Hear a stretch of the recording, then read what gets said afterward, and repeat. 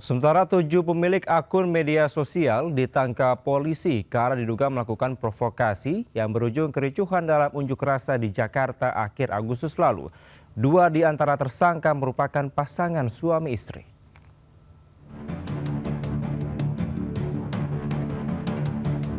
Patroli Siber Barreskrim Polri memblokir sebanyak 592 akun media sosial dan konten yang diduga menyebarkan provokasi. 7 tersangka kemudian ditangkap setelah polisi menerima 5 laporan. Di antara para tersangka, 2 diantaranya merupakan pasangan suami istri berinisial SB, 35 tahun, dan G, 20 tahun. Mereka diduga mengumpulkan orang untuk menjarah kediaman anggota DPR Ahmad Sahroni dan Polres Jakarta Utara. Merupakan keduanya adalah suami istri. Disampaikan kepada rekan-rekan media bahwa tersangka SB dan G ditangkap pada hari Senin tanggal 1 September 2025 oleh Subdit Jatanras Ditreskrim Polda Metro Jaya. Ketujuh tersangka kini telah ditahan polisi di Rutan Barreskrim dan Polda Metro Jaya. Mereka dijerat pasal berlapis Undang-Undang ITE dan pasal 160 KUHP dengan ancaman hukuman hingga 6 tahun penjara. Tim Liputan News melaporkan. Pemirsa, buntut kematian Afan Kurniawan akibat ditabrak kendaraan taktis, Komandan Batalion Resimen 4 Korps Brimob Polri, Kompol Kosmas Kajugai dipecat dari Polri. Ia dinilai melakukan pelanggaran kode etik. Propam Polri. B. Pemberhentian tidak dengan hormat atau PTDH sebagai anggota Polri. Sanksi pemecatan atau pemberhentian tidak dengan hormat dijatuhkan kepada Kompol Kosmas Kajugai berdasarkan keputusan dalam sidang Komisi Kode Etik Polri yang digelar Rabu di gedung TNCC Mabes Polri. Kompol Kosmas diketahui duduk di kursi penumpang depan tepat di sebelah Bribka Rohmat, sopir kendaraan taktis. Ia dinilai terbukti melakukan pelanggaran kode etik profesi Polri setelah kendaraan taktis Brimob yang ditumpanginya menabrak pengemudi ojol Afan Kurniawan hingga tewas. Dalam persidangan itu, Divisi Propam Polri juga menghadirkan pengawas eksternal, salah satunya Kompolnas. Wujud perbuatan terduga pelanggar di sini telah bertindak ketidakprofesionalan dalam penanganan aksi unjuk rasa pada tanggal 28 Agustus 2025 sehingga mengakibatkan adanya korban jiwa yaitu atas nama saudara Afan Kurniawan. Kompol Kosmas diketahui duduk di kursi penumpang depan tepat di sebelah Bribka Rohmat, sopir kendaraan taktis yang rencananya akan menjalani sidang hari ini. Tim Liputan News melaporkan. Usai rumahnya dijarah oleh perusuh, Menteri Keuangan Sri Mulyani curhat di media sosial. Ia merasa kehilangan karena lukisan bunga miliknya diambil oleh penjara. Sementara itu, pemirsa, anggota DPR nonaktif Uya Kuya datangi Polres Jakarta Timur.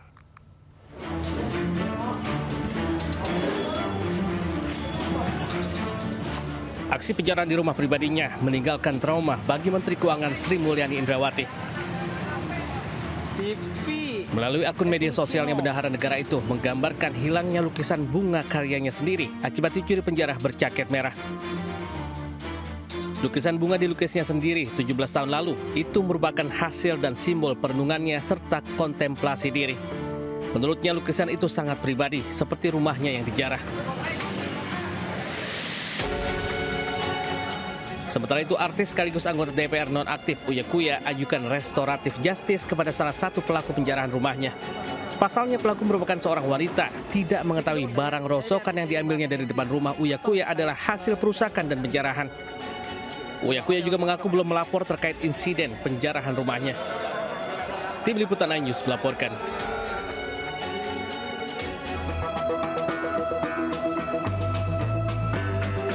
Seekor kucing jantan milik anggota DPR RI nonaktif dari fraksi PAN Uya Kuya saat dalam perawatan di Puskeswan, Jakarta di Jalan Harsono, Ragunan, Jakarta Selatan. Dokter telah mengecek kesehatan dengan mengambil sampel darah dan pemasangan infus ke kucing. Dari hasil pemeriksaan, kucing dalam kondisi stres, namun pihaknya telah memberikan makanan, multivitamin dan antibiotik agar kondisi kucing tidak semakin stres. Setelah dilakukan perawatan oleh pihak Puskeswan, kondisi kucing saat ini sudah membaik. Alhamdulillah kucingnya kondisi saat ini stres, namun saat ini kita sudah ambil hasil darah. Alhamdulillah hasil darahnya bagus, kondisinya hanya stres saja. Nanti akan. Pihaknya terus berkoordinasi kepada pihak kepolisian Polres Metro Jakarta Timur untuk penanganan hewan-hewan di rumah Uya Kuya pasca kericuhan. Dari Jakarta, Helmi Sanyang Batia News melaporkan.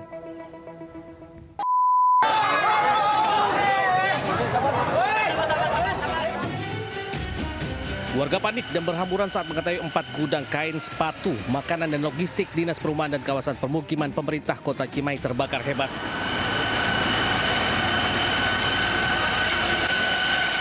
Api dengan cepat membesar lantaran banyaknya material yang mudah terbakar. Petugas kesulitan memadamkan api karena lokasi untuk pengambilan air cukup jauh. Sedikitnya 6 unit mobil pemadam kebakaran diterjunkan untuk memadamkan api. Polisi terpaksa melakukan rekayasa lalu lintas karena jalan di lokasi kejadian dipadati warga dan kendaraan. Mungkin dari gudang kain, segitu banyaknya, entah berapa miliar. Mungkin dari gudang ciki juga sama, dari gudang sepatu juga sama, apalagi dari gudang tempat.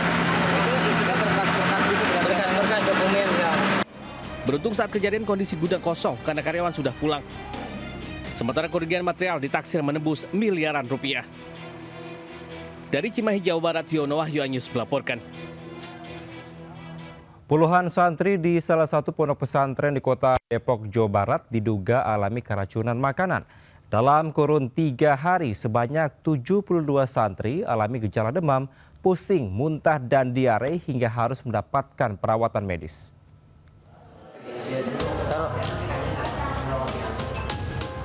Beginilah suasana saat puluhan santri Baitul Quran Kota Depok dirawat di Rumah Sakit Bayangkara Brimob diduga akibat keracunan makanan. Total 72 santri sudah mendapat penanganan terdiri dari 40 pasien rawat inap dan 30 pasien rawat jalan. Sebanyak 10 pasien rawat inap telah pulang sehingga kini 32 santri masih dirawat di Rumah Sakit Bayangkara Brimob. Untuk pengecekan sampel muntahan pasien telah diserahkan kepada Dinas Kesehatan oleh petugas Puskesmas untuk pemeriksaan laboratorium. Kedatangan sejumlah santri dari pesantren Baitul Quran yang mengalami hampir sama gejalanya, yaitu dengan keluhan pusing, lemas, mual muntah, dan buang air besar dalam jumlah yang sangat sering. Kini pihak rumah sakit dan Dinas Kesehatan Kota Depok masih melakukan pemantauan intensif hasil pemeriksaan laboratorium. Diharapkan dapat segera mengungkap sumber penyebab keracunan massal ini. Dari Depok, Jawa Barat, Im Rizky, iNews melaporkan.